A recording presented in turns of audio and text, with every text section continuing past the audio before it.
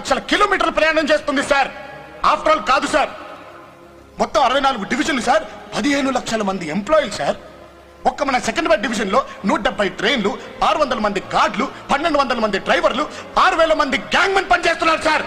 After all ఏంటి sir, operating branch, technical branch, maintenance branch, IOW, railway protection force అని ఇలా ఎన్నో బ్రాంచ్లో ఎన్నో లక్షల మంది ఎంప్లాయీలు డే అండ్ నైట్ కష్టపడి ఎన్నో కోట్ల మందిని సేఫ్ గా వాళ్ళ గమ్యానికి చేరుతున్నారు సార్.